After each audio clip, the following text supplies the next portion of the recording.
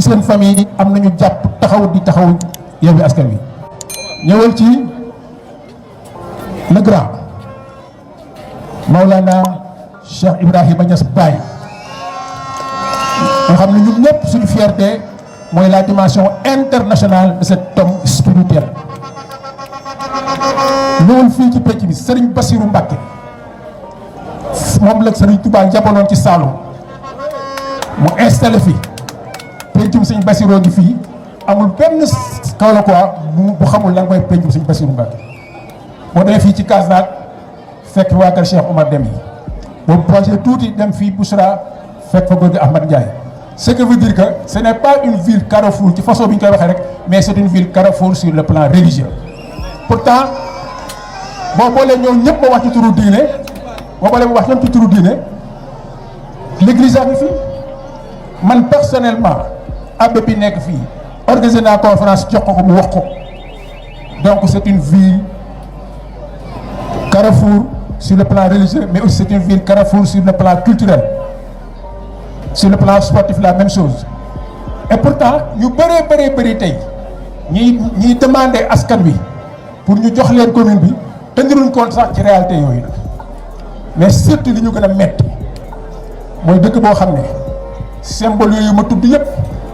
sur le plan religieux ñu toll ni ñoom sur le plan politique ñu ngi fi tëdd fii ci bàmmeel yi ñoom Ibrahima Seydou Ndaw ñoom Ndiaye Valdiodio Ndiaye ak ñeneen dëkk bi continuer di mel ni salté tilim bari ndox foo jaar moo tax yéen Kaolack waaye foog ngeen góorgóorlu ci Yewwi Askan Wi pour yeeweeku parce que même bu nawet ñëwee kenn ku nekk dañ koy yeew këram kenn ku nekk dootul mën a déplacé wu ndax du am fu mu jaar kon yeewuñu leen mais nag ñu am loo xam ne ni moom lañ bëgg ñu régler ko mooy dañ ñoo bàkkee ne dëkk bii ñi fi nekk gëmuñu dara dañ leen di jënd loolu nag mbéjum kanam la borom moo koy fajal boppam suñ président Khalifa Sall am na lu wax léegi wax na ne ay milliards yu bare dugg na ci dëkk bi di xaar le début de la campagne électorale pour jënd nit ñi lank leen gor kenn du ko jënd ñun nag ci niveau Yewwi Askan bi leneen lañ leen proposé mooy duñ leen jënd mais dañ leen di jaay fasuñu yéen la jënd leen parce que amuñ seen njëg gor kenn amul njëgam mais dañ leen a bëgg a jaay dañu bëgg à partir de ren achat de conscience jeex Kaolack dañ leen di jaay njub dañ leen di jaay ngor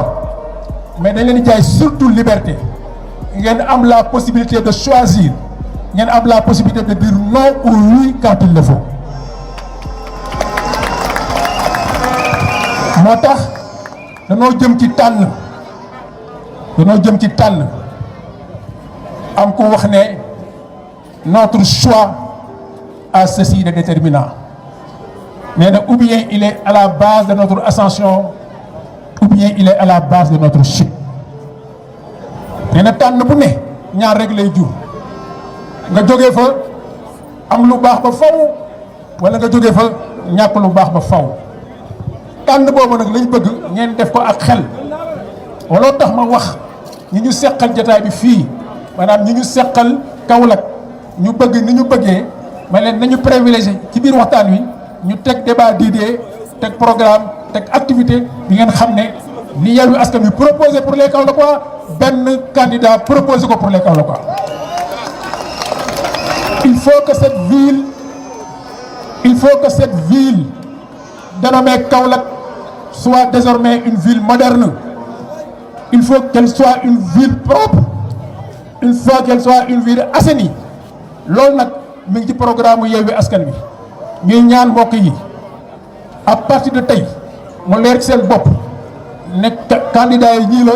ñun ñëpp ñu avancé gën a accélérer liggéey bi ñu tàmbali woon mooy ñu dem ci nit ñi wax ak ñoom conscientiser leen ba ñu xam ne ñaari téeméer xartum benn saaku ceeb benn saako dugub comme ni ko Cheikh Diagne bi mooy réglé wul dara dañoo bëgg ñu liggéey ci intérêt général te loolu dañ koy commencé ci def transparence nit ñi incha allahu rabbi après le 23 Yewwi Askan Wi ci niveau commune bi ak ci niveau toutes les autres communes du département gagné transparence dafay yéeg ci kaw les budgets seront clairs ñëpp dinañ xam ne lii la liñ bëgg a def dina leen seen bopp chaque 6 mois dana am benn évaluation à mi-parcours chaque année mu am beneen évaluation à mi-parcours pour que au jour yéen ngeen di mën a surveiller équipe municipale bi fi nekk pour que suñu dëkk jëm ca kanam suñu réew jëm ca kanam yàlla nañ ci yàlla defal jàmm. ñu wax leen nag feddali li suñu mbokk Barthélémy Dias wax Cheikh Youm junj ko mooy élection yi ay enjeux yu bëri te nee na bii mooy premier tour bu mu gagné premier tour deuxième tour bi day yomb kon boog na ngeen ràññee candidat yi ca xàmmee leen am na ñoo xam ne ni ku leen voteel mooy woteel nga ñii fi nekk te ñii fi nekk bu doon lu baax lañ fiy def kenn du leen opposé kon boog ngeen ràññee candidat yi gëm seen bopp xam ne nit la muy dundee moo koy jëriñal boppam wante achat de conscience di ko jox ñun nag doomu daara lañ comme ni mu ko waxee te am na lu ñu ñor par rapport ak éducation yéen xam ngeen ne dafa bokk ci compétence transféré yi wàllu éducation surtout ci niveau élémentaire ak préscolaire bi wante wax naa nit ñi leen mais éducation ci préscolaire ak élémentaire ëmbaale na daara alxuraan yi parce que ñi nekk ci daara alxuraan yi ñu ngi ci élémentaire ñu ngi ci préscolaire ñoo ñëpp nag la commune qui viendra après les élections dina leen tenir en compte pour que ñu am un Kaolack boo xam ne nii ñëpp dañuy yëg seen bopp ci nekk dañuy nekk Kaolack il faut que ñu am fierté wu nekk Kaolack quoi ñu bëree bëri ci ñun dañoo lànk dem tëdd Dakar mais ñun ñemewuñ ko dëkk boo fa juddoo jàngee fa yaroo fa màggee fa da ngay am fierté ci dëkk bi lu fa yàqu nga taxaw xeex pour defar ko loolu moo ñu tax a impliqué ci politique te dinañ ci dem ba li ñu bëgg ñu am ko parce que li ñuy wax xam nañ ko li ñu bëgg a def xam nañ ko te dëkk bi guddi fii la ñuy financé. Maodo ak Moussa taxawal leen dama bëgg rek man ci turu leader Yewwi Askan jëmmal dëggal taxawal seen investiture tey comme candidat wu Yewwi Askan Wi fii ci Kaolack balaa booba ma sant yàlla julli ci Yonent bi sallallahu alayhi wa sallam nuyu leen yéen ñëpp ñi fi teew nuyu waa Kaolack yi ñuy dégg nuyu bépp kilifa wu Kaolack muy kilifa diine di kilifa aada di kilifa jàngu bi ku ci nekk fa nga toog fa nga nekk ka la fa nekkal ñoo ngi lay sargal ñoo ngi lay gërëm ñoo ngi lay sant mais surtout ñoo ngi lay wax ne ñoo ngi nar jëmmal tey ay xale ay jigéen yoo xam ne Kaolack rek leen ñor te su leen Kaolack joxe baat Kaolack da kon boog ñu ngi remercier ak di gërëm ñu ngi seqaloon liggéey bi yëpp ci niveau commission yëpp ñoo wër nii amuñu temps di leen lim wante daal góor la jeunesse les femmes même les adultes am na ci fan ñoo xam ne nii ñu wër ñu jox ay conseil ñu ngi sant ñëpp ñu gërëm kilifa diine yi ñu gërëm kilifa aada yi ñu gërëm mboolem militant bu ñëw ñu gërëm mboolem sympathisant bu ñëw ñaan yàlla élection yi ñu jël ko ci jàmm yàlla may Yewwi Askan Wi ndam dans presque tous les comme les communes Sénégal ñu apprécier le régime de Macky